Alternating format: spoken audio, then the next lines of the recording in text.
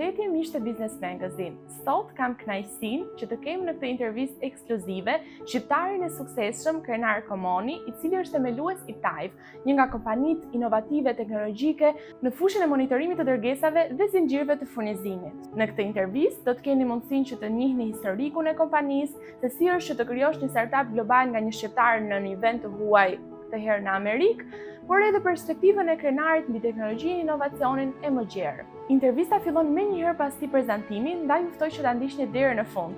Nëse ju pëlqejnë përmbajtje të tilla, do ju ftoja që të bëni subscribe kanalin tonë në YouTube për video të tjera të ngjashme. Faleminderit shumë dhe shikim të këndshëm. Dua të di pak për backgroundin tuaj, sepse di që keni ikur në Amerikë në moshën 18 vjeçare për studime dhe më pas historia flet vetë. Po fillimi, unë jam rritë në Prishtinë, jam rritur atje, edhe që nga mosha vogël, që po them ndoshta si klasë 7-8, edhe në vit parë 2 gjimnaz, gjithmonë kam dajt me shokë që kanë qenë më të mëdhenj se unë, zakonisht 2-3 vjet më të mëdhenj se unë, edhe ata gjithmonë kishin bënin gjëra interesante me kompjutera, bënin gjëra interesante që kishin me punë të tyre, edhe ishte një shoqni që gjithmonë bënte programim, ishte në entrepreneurship, domethënë me biznese mirë, edhe që nga ajo moshë që kam qenë i vogël, më ka hyrë ky dëshira për entrepreneurship. Edhe në Kosovë u pat hap në 2000, domethënë pas luftës, ky televizioni KTV, Virtua Vision, transmetimi i parë pa qenë në shtator 2000-ën. E unë pa ta fillu me punu atje kur kam pas 16 vjet në qershor 2000. Pra ajo ka qenë puna e parë. Urdhro? Ajo ka qenë puna e parë.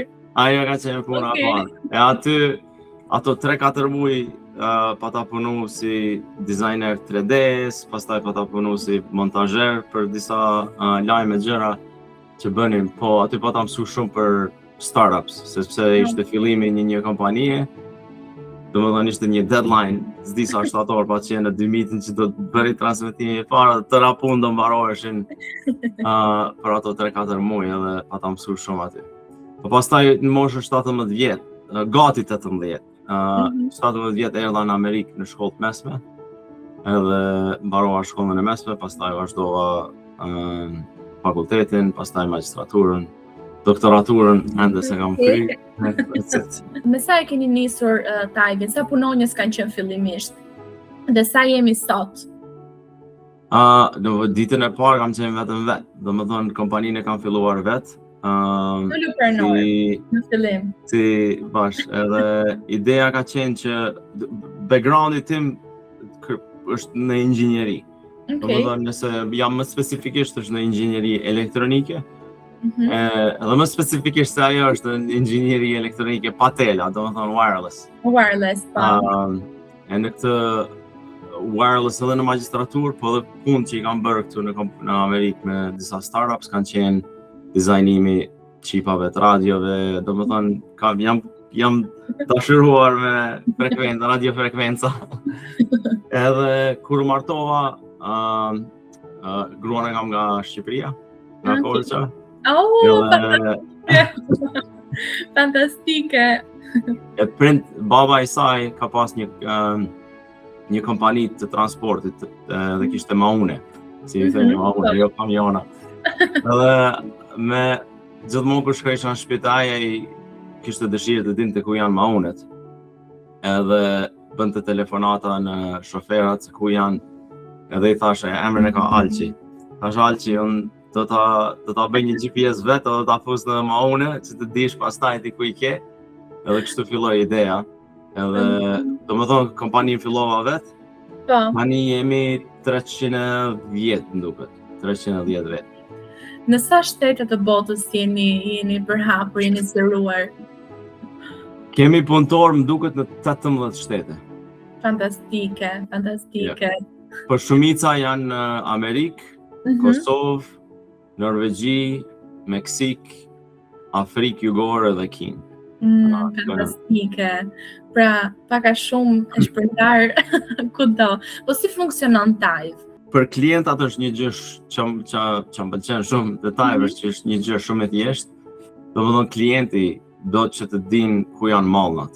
Edhe jo vetëm ku janë mallrat, po edhe të di kondicionin, si janë mallrat edhe si po sillen. Se çfarë bëjmë ne është ja u dërgojmë këto trackers. Okej. Ja si për shembull ky.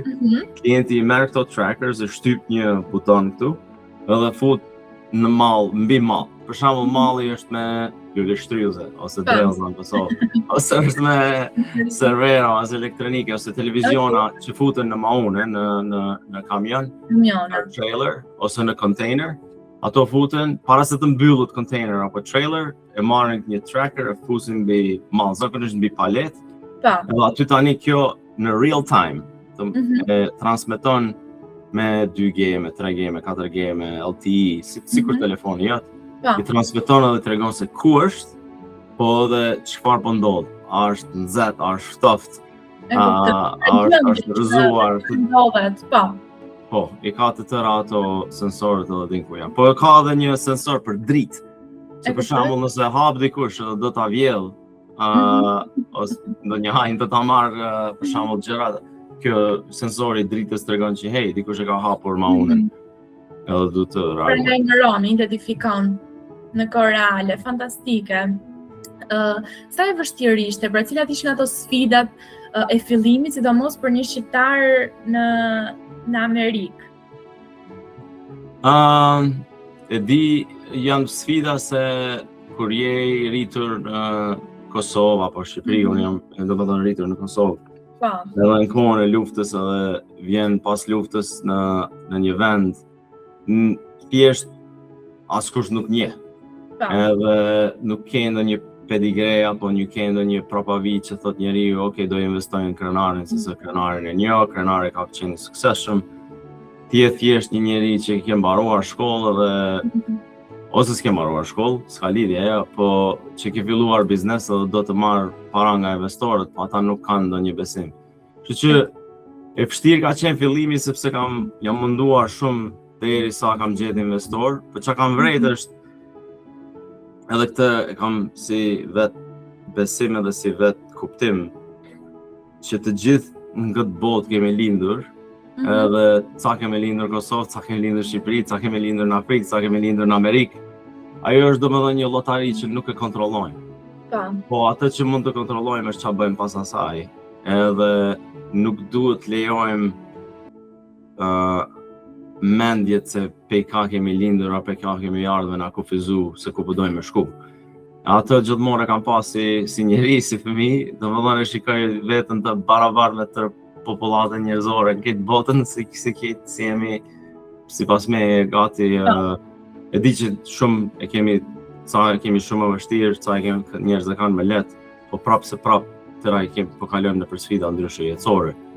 Po atë synimin nëse e ke, ata investorë që kanë vrejt, investorët një gjë dojnë, edhe atë dojnë që të fitojnë besim në ty. Edhe nëse i thua një gjë për shembull do ta bëj, a investori nuk është që me njerë të investon, po pas 3 muaj, 4 muaj, nëse kthesh investorit, se atë që të thash që do ta bëj, ja tani e kam bërë. Tani investori ka 2 pika, nuk e ka 1 pikë, edhe mund të bëj një vi nga ato 2 pika, edhe thot, krenari e shoh që më tha A, më tha B, edhe më tha C, edhe tash mund të bëj një vi edhe mund të besoj në të, për atë do investoj edhe ashtu e shikoj thjesht. Çfarë propozimi me vlerë i jepni juve tregut? Pra, cila gjë unike që ju keni sjellë në treg? Çfarë ju dallon nga konkurenca nëse ka?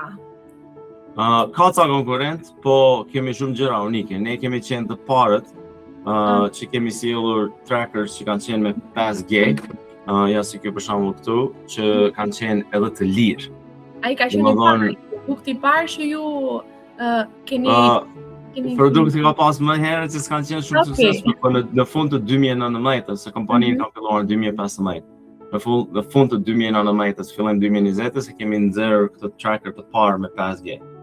Pastaj në qershor të 2020, se kemi pas trackerën e parë si ky që është këtu, që nuk ka asnjë gram lithium.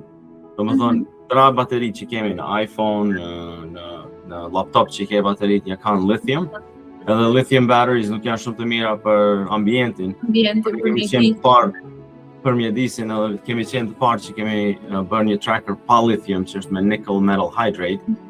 Edhe pastaj konkurrentët kanë bërë edhe ata për pas 12 muaje, pas 16 muaje e tjera.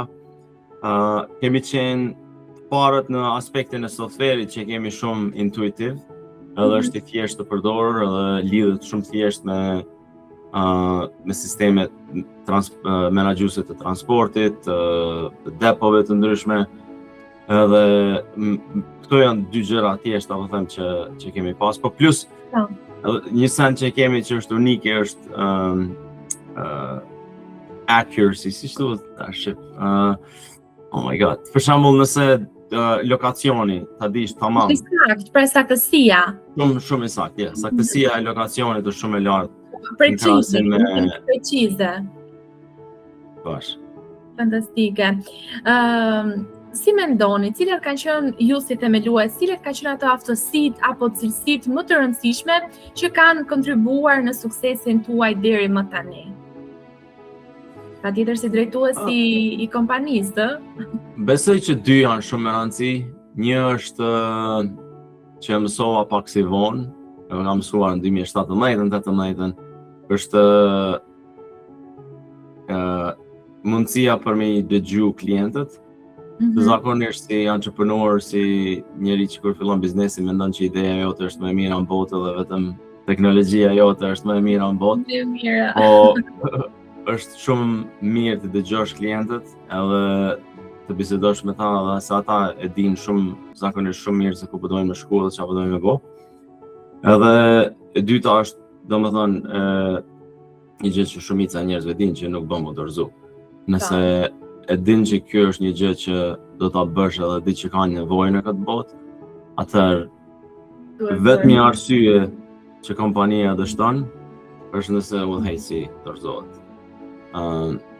Ka shumë arsye tjera, normal, po më e rëndësishmja. Po më udhëheqësi dorëzohet, atëherë s'ka lidhje. Po, tjera janë po për punojësit e TAIV, si keni arritur që të krijoni një ekip kaq të fortë? Çfarë karakteristikash keni kërkuar ju tek punojësit tuaj, sepse më tha që ishin mbi 300 dhe 300 nuk janë pak. Çfarë kërkoni? Çfarë keni më rëndësi tek punojësit tuaj për të pasur pjesë të ekipit? Po normal të gjitha gjërat që shumica njerëzve kërkojnë që të jenë që jenë të punëtor të vyeshëm, të punojnë shumë, të saktë, të tëra ato. Po një gjë që besoj është vështirë të detektohet, është autenticiteti. Besoj që shumica e punëtorëve në TAIV janë shumë autentik, në aspekt që ata janë kush janë, edhe mënyra si sillen në për punë, se si e sjellin vetveten në punë, domethënë e sjellin atë autenticitetin që e kanë si njerëz. Për shembull, nëse vjen krenari si krenar, vjen krenari si krenar, edhe nuk është një njeri tjetër në punë që është në vende tjera. Ajo krijon një lehtësi sipas meje, kur je autentik edhe vjen si njeri autentik në punë, edhe ndihmon edhe kompaninë, po edhe vetveten. Edhe veten. A keni pasur ndonjë moment zhvillimi apo përparimi që ka ndikuar ndjeshën tek TAIV, dhe nëse po, si e kanë formsuar ato kompaninë? Po, kjo që të thash që kur e patëm bërë këtë tracker pa lithium, ka qenë një gjë e mirë shumë, sepse shumica klientave vërejtën që është një gjë e mirë për mjedisin edhe ambientin, edhe filluan të blenin nga TAIV. Edhe ajo na dha një vrull të vogël në krahasim me tani në 2020, po ka qenë një vrull shumë i rëndësishëm. Ka qenë pikëthesë e rëndësishme. Edhe besoj që vrulli tjetër apo një gjë që do të na dërgojnë në nivele shumë më të larta është tani inteligjenca artificiale. Se përse shikon se ku po shkon bota, nëse një mall shkon për pikës A deri në B, ta thjeshtësojmë, sot, për të sjellur një mall nga pika A deri në B, ka shumë telefonata, ka shumë emaila, është shumë shkëmbime informatash midis njerëzve, midis sistemeve, midis shumë gjërave. Edhe zakonisht arsyeja e këtyre shkëmbimeve është sepse nuk dihet ku është malli, apo nuk dihet e vërteta e mallit se çfarë po ndodh. E me Tyve që është më rëndësishme që ne i tregojmë domethënë dhanat tona janë ato që i tregojnë njerëzve ku është malli 100%. Edhe çfarë po ndodh me mallin. Edhe tani inteligjenca artificiale, agent që janë AI agents, që këto që po krijojnë që të automatizojnë shumicën e punëve që po bëhen, do të kërkojnë të dhënat që vijnë nga Tyve dhe ta dinë ku është malli, që malli të arrit nga pika nga A deri në B me minimum kohë, shkëmbime, minimum emaila, minimum njerëz që marrin ato gjëra. AI do të i bën shumicën e gjërave. A njeriu do vëllon gjithmonë të jetë prezent, do të shikojë se çfarë po ndodh, nëse është një gjë që duhet të intervenohet dhe intervenon, po shumicën e raste me inteligjencë artificiale do të bëj, po vetmja mënyrë që inteligjenca artificiale të jetë e suksesshme është që po të ketë dhëna si janë këto dhëna që po vijnë nga Tyve. Edhe kjo besoj që do jep një, edhe vetëm ka filluar, po do jep edhe një vrull të madh në 2027-2028. Ju keni nisur që ta integroni inteligjencën artificiale në deri më tani, si e keni integruar? Shumë vende të ndryshme, tepër. Për shembull brenda për një kompani, inteligjenca artificiale na ka ndihmuar shumë të krijojmë mjete, tools, software tools, ku e dim se çfarë po ndodh me klientët, ku e dim se çfarë po ndodh me kompaninë, që njerëz nuk pyesin njëri tjetrin, ne kemi të tërë ato në një dashboard që kemi krijuar me inteligjencë artificiale.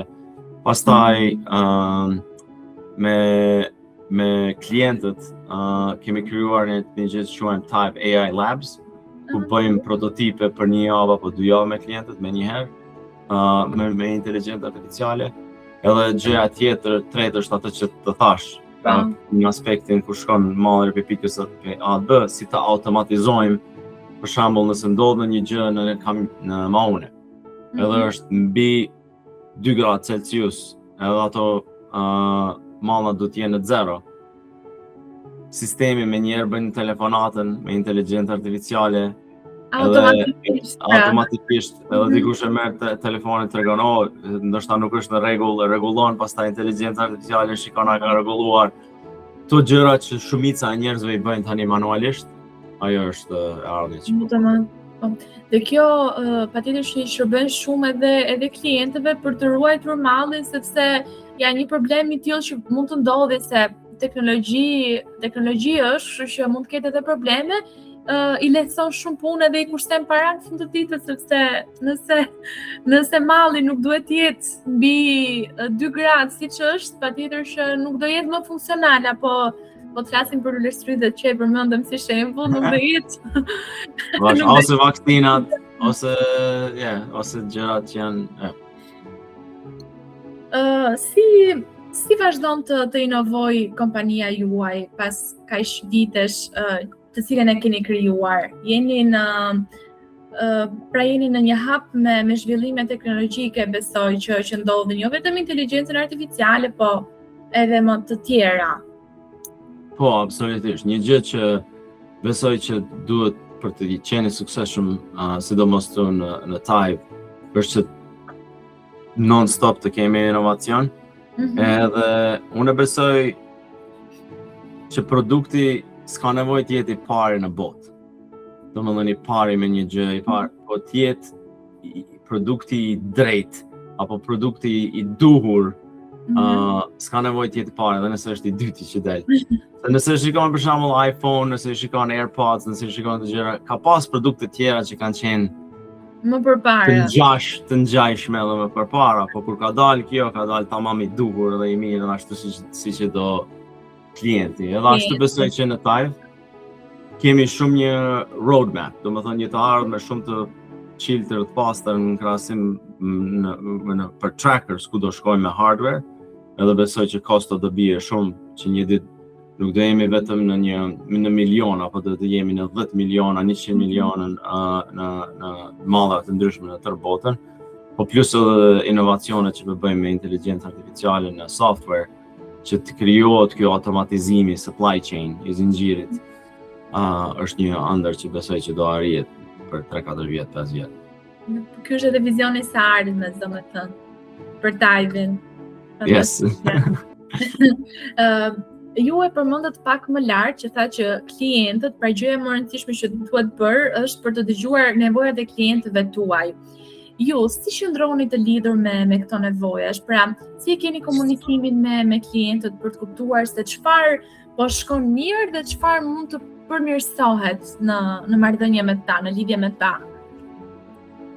Një gjë që kemi krijuar besoj që këto 3-4 vitet e fundit shumë mirë është dëgjimi i klientit. Klienti si klient ose si ti je kliente apo unë jam klient, zakonisht ne shprehemi apo nëse ndodh ndonjë gjë që na s'pëlqen ose nuk na pëlqen, ne shprehemi diku.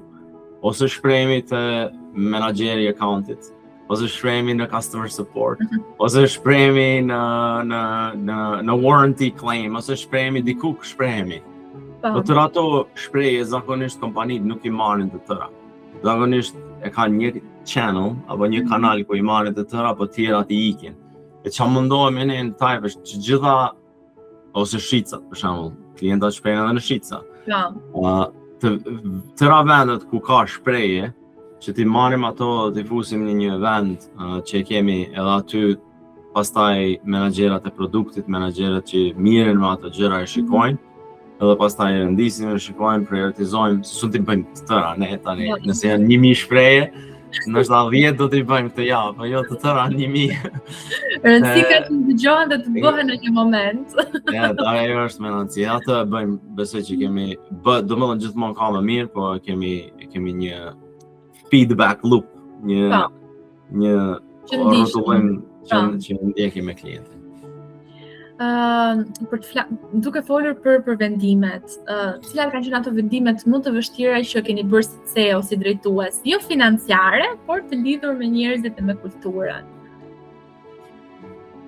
Këto janë vendime pa të ndryshme shumë, po besoj që një që ka qenë shumë më rëndësi ka qenë në 2019 në Korrik ku gati domethënë ishim $10,000-20,000 në bank, edhe ishim vetëm 6 vetë në kompani, edhe vendimi ishte çfarë të bëjmë me kompani, aty pata vendos që edhe nëse kompania bankroton, unë do filloj prapë për fillimit. Ajo është vendim, ama është vendim brenda, domethënë, jo financiar, por është një vendim që pata marr vetë si emocional, subjektiv. Emocional, subjektiv. Ajo më patë ndihmu pastaj shumë që do të vazhdoj edhe do ta vej këtë kompani të suksesshme. Pastaj vendime tjera me njerëz ka plot, ajo. Gati çdo vit të vendime mirë. Po nëse të nistit nga fillimi përsëri, a do bëni diçka ndryshe në këtë pikë që jemi sot? Edhe një gjë. Çfarë? Atë që tash në fillim. Që se gati 2-3 vjet i pata humbur pak, jo pa i dëgjuar, po jo me vëmendje klientët si duhet. Edhe mendon si entrepreneur, si teknologjist, domethënë që jam inxhinier, që teknologjia jam është më e mira në botë.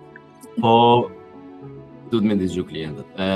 Të kisha bërë atë pak më në fillim, më shumë intervista me klientët. Besoj që unë s'po them që ndoshta kisha fituar me vite, po ndoshta kisha fituar një 9 muaj. Po 9 muaj zhvillimi janë shumë, kështu që po it's okay, tani jam haruar. S'ka gjë, po përmirësoni dhe po i përvetsoni tani në kohën time. Çfarë këshille do mund t'i jepnit të rinjve sot, atyre që janë në Shqipëri dhe atyre që janë jashtë Shqipërisë, po duan të krijojnë diçka, duan të nisin diçka tyre, që ata që janë jashtë Shqipërisë ta thrasin me krenari veten e tyre shqiptar që ka arritur një gjë të suksesshme. Çfarë këshille do t'i jepni? 2 këshilla thjeshta, një zbesoj që ka pas kohë më të mirë në botë, apo një histori toksore, histori njerëzore për të filluar kompani. sidomos me inteligjencë artificiale tani se çfarë mundesh me bë me Cloud, me ChatGPT, me Codex, me të tëra gjërat. Është domethënë një kohë që është epoka e entrepreneurship, epoka e krijimit gjërave. Domethënë nëse ke një gjë në mendje dhe ke ndonjë ide, tani më në fund mund ta realizosh. Edhe s'ka, domethënë është kohë shumë e mirë për të bërë. Edhe këshilla e dytë është shumë një gjë e rëndësishme, nuk është se çka po bën, apo çfarë inovacioni po bën, apo çfarë problemi, ato janë shumë e rëndësishme. Po arsyeja pse po e bën. Nëse arsyeja është shumë sipërfaqësore, atëherë dorëzimi do të jetë shumë i thjeshtë. Domethënë do punosh 2-3 muaj, do punosh 6 muaj, do punosh 12 muaj, po për të filluar kompani është një gjë shumë e vështirë dhe ka tepër sfida. Edhe nëse arsyeja pse ke filluar është shumë sipërfaqësore, për shembull, do bëhem milioner, për shembull. Do të bëj lek. Atëherë do bësh lek, do dorëzohesh, se ajo nuk është arsye, është shumë sipërfaqësore. A nëse arsyeja është shumë e thellë, edhe ke një arsye tepër të bindshme, atëherë nuk do dorëzohesh. Domethënë arsyeja edhe pseja, why, është shumë e rëndësishme se sa ideja dhe të tëra tjera. Dua të pyes edhe për, nuk e di nëse ju e keni ndjekur me aq kohë sa keni, se si po zhvillohet ekosistemi i startupeve këtu në Shqipëri, kohët e fundit sidomos. E keni ndjekur, si ju duket? Pak më shumë në Kosovë, jo shumë në Shqipëri, po Kosovë, Shqipëri, një gjë që kam ndjek, domethënë është që ishte një vrull i madh para 2-3 viteve që ndodhi ku shumë kompani filluan të bëjnë outsource, edhe në Shqipëri dhe në Kosovë. Po pastaj ndodhi ekonomia edhe rap, po besoj që mënyra më e mirë është atë që po bëjmë ne në Thaive, që ne si punëtor, si punën, si krijues të organizatave, të marrim punëtor në vendet tona në Shqipëri e Kosovë. Do t'i bëjmë ata punëtor, tamam punëtor të kompanisë. Të tërë punëtorët në Thaive kanë stocks, kanë stoqe në Thaive. S'ka lidhje kush je në kompania, në Kosova, në Norvegji, në Amerikë, të tërë kanë stoqe. Edhe të tërë ndjen pjesë e kompanisë, të tërë ndjen pjesë e kulturës. Ajo besoj është mënyra më e mirë që mund t'i japim punë në Kosovë e Shqipëri. Po besoj sepse është vetë fakti që ndihesh i vlerësuar dhe punon më shumë për gjën tënde, sepse në fund të ditës gjithmonë më shumë për gjën tënde do punoje se sa për të tjetrit, Po. Të jemi realist. Një kuriozitet tjetër imi, jam shumë kurioze për emrat e kompanive, çfarë kuptimi ka? Çfarë kuptimi ka Thaive?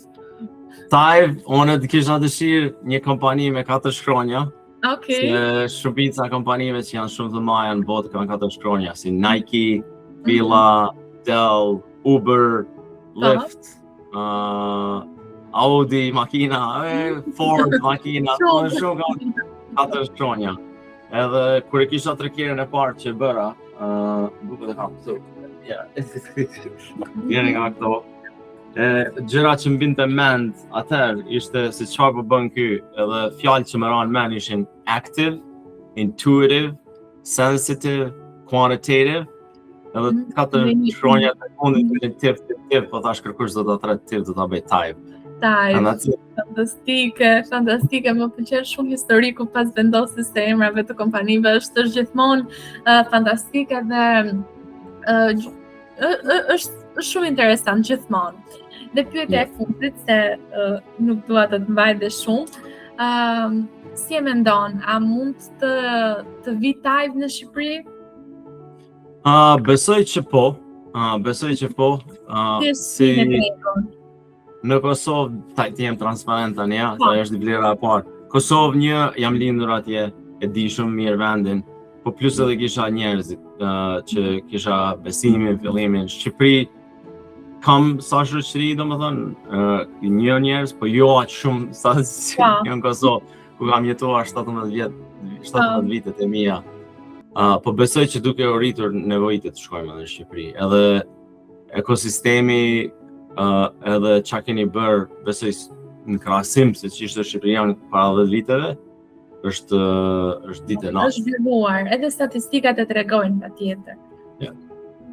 Mirë, unë falenderoj shumë krenar dhe falenderit shumë edhe për punën e mrekullueshme që po bëni, që po na bëni krenar kudo dhe shumë suksese më tej. Faleminderit shumë. Ishte kënaqësi.